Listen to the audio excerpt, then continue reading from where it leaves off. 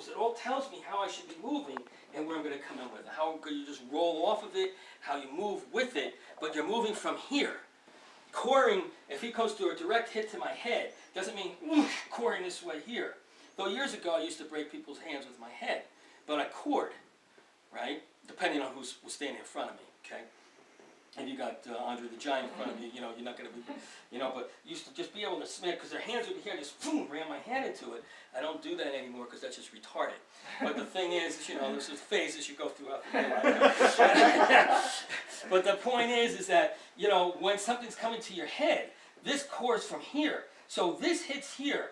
As the punch starts to come through, this moves, this tells me where I'm going to move and where I'm going to hit off at. Just because you get hit, unless it's a knife or a baseball bat, even with a bat, a knife's not too much you could do, but gun butts or being hit with a bat or a crowbar, you can pretty much core and move off of it. You know, as knife, you know, sticks into you, so there's not much coring, just don't let it go too deep. You know, that's what you want. But most of the stuff you can really react off of. So when we get into that, it's the same principle, but it's a whole different, you know, you have to take a whole different approach on moving that, right? So when we start going into that, the blocking techniques, we get there. But like what Paul was saying, he felt, I thought so too, some of you guys are moving too quickly. You're just not ready for it because I'm watching what you're doing here. I can see you're not ready for it. So here's how I want you to practice it. He's going to take a fighting stance. There's two ways you could practice this.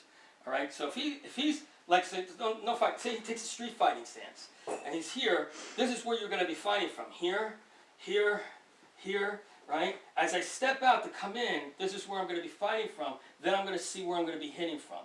None of this. All my hits have to come in from here. So when I'm coming in, now we talk about lower hits. My lower hit can come from here, or I can sink and come in, or I can sink and come in, or I can rise up from here and come in, right? This is all different things you have to do. It's never like coming in this way here. This is why lower hits don't work. It's coming from here. Boom, comes in, boom, comes in from here, right? Oh, Tim, I'll call you in a minute, right? All right? So, huh? He's not lost. Well, Tim, I'm sorry, but sometimes you get lost, you know that, right? It's over here. No, Tim, we're over here. Oh, that's right.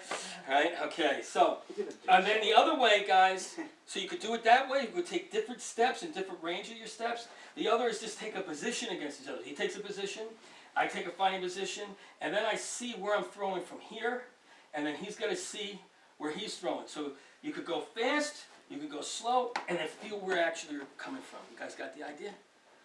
Okay? All right, so let's pair everybody off.